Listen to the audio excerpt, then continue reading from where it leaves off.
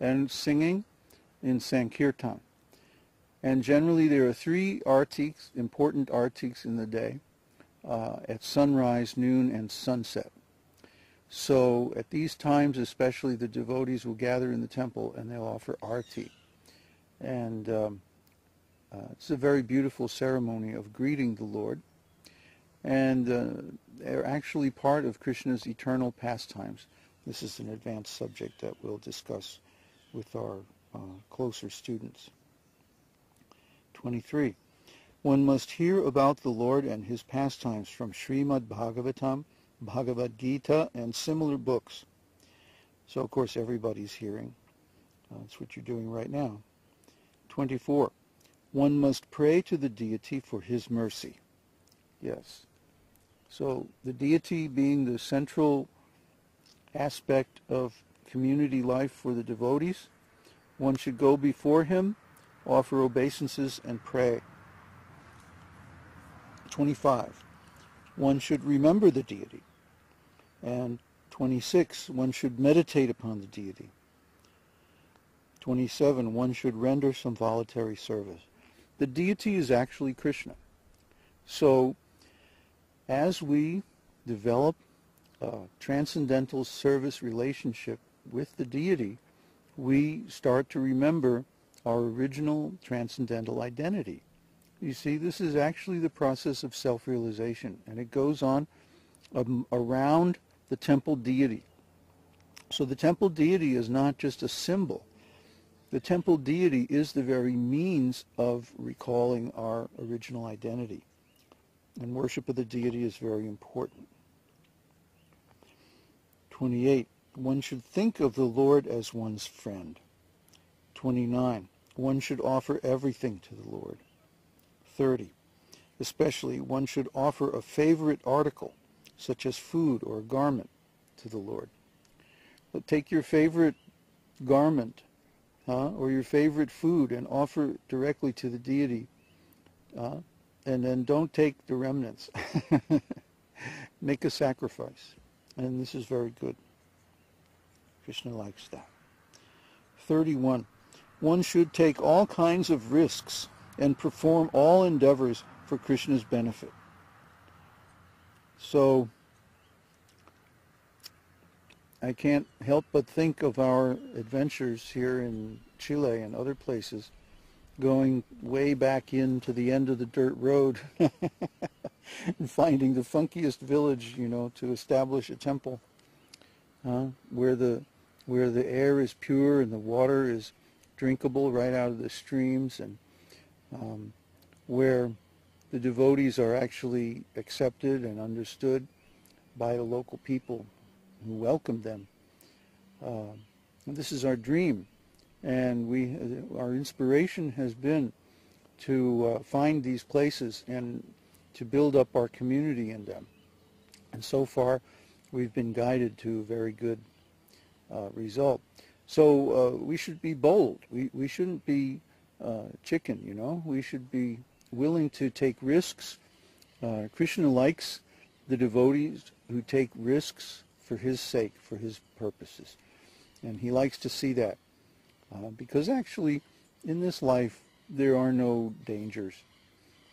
We're all spirit souls. We're all eternal. Nothing can harm us. Nothing can kill us. Maybe the body, but that's just an instrument that we use.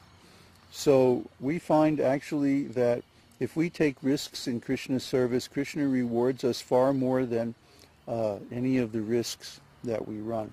In the long run especially, we find this is very true. So be a little adventurous. Where is that? 32. In every condition, one should be a surrendered soul. Surrender to Krishna. 33. One should pour water on the tulsi tree. Yes. 34. One should regularly hear Śrīmad-Bhāgavatam and similar literature. That's what you're doing now. 35. One should live in a sacred place like Mathura, Vrindavan, or Dwarka. We covered that already. 36. One should offer service to the Vaishnavas, devotees. So, yeah, the devotees are very important because by their association, we come into the devotional service of Krishna. We want the devotees to be pleased with us. And this is all I do. Huh? You think, oh, he's the spiritual master. He's the big, big leader. No, I'm the big, big servant. I serve all the devotees by giving transcendental knowledge. See, this is the secret. Prabhupada writes in one of his purports that if you think, oh, now I'm a big, big devotee, then you're actually fallen. But if you think, oh, I'm a fool, if one remains a fool before his spiritual master, then he's the guru. If one remains a fool before his spiritual master, he becomes the guru. See, this is the secret. That one should remain always a fool and let the spiritual master instruct. Let the spiritual master lead. That's his job. That's what he does. That's his service to you. And your service to him is to follow and to obey. Until you also become qualified. Then you can also be spiritual master. We want all of our disciples to become qualified. Okay, so 37. One should arrange one's devotional service according to one's means. So if you have very little means, then your devotional service can be humble. That's all right. But if you have greater means, then you should do greater service. Not that, oh, this one devotee is giving 100%, and I'll do the same thing even though it's only 5% of what I could give. No. 100% means 100% of your capability. So if someone has a lot of talents and abilities, they should offer them to Krishna. And if someone has a lot of money or a lot of property, they should offer them to Krishna. If someone has a big position or fame, he should offer that to Krishna, like George Harrison did.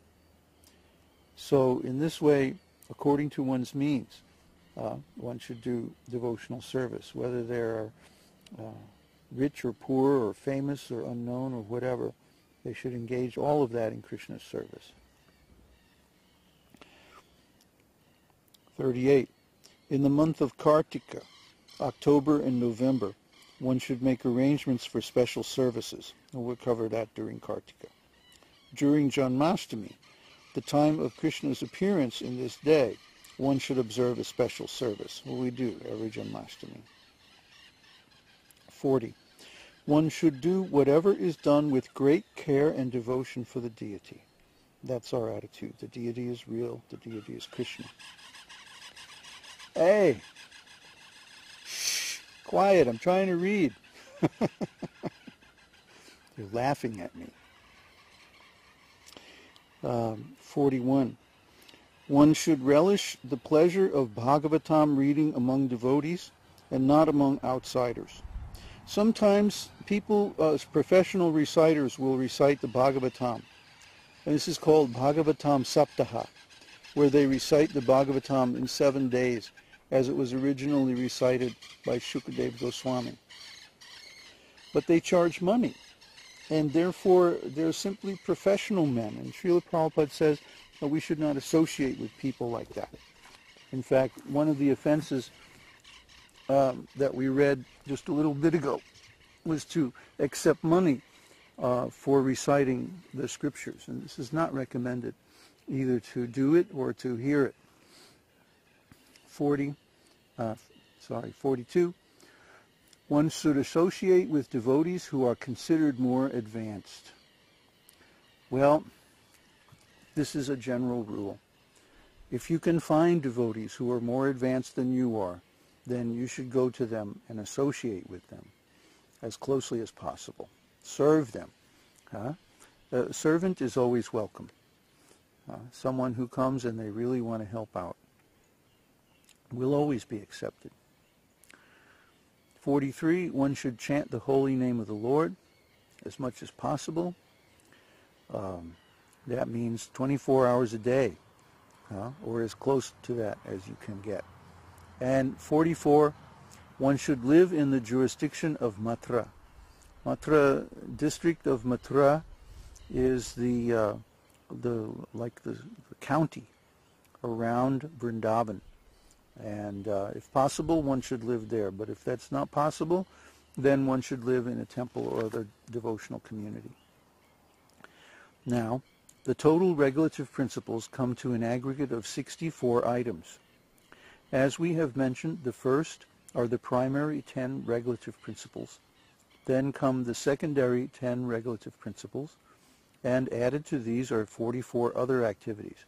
So altogether, there are 64 items for discharging the regulative practice of devotional service. Out of these 64 items, 5 items, namely worshiping the deity, hearing Śrīmad-Bhāgavatam, associating among the devotees, Sankirtan, and living in Mathura,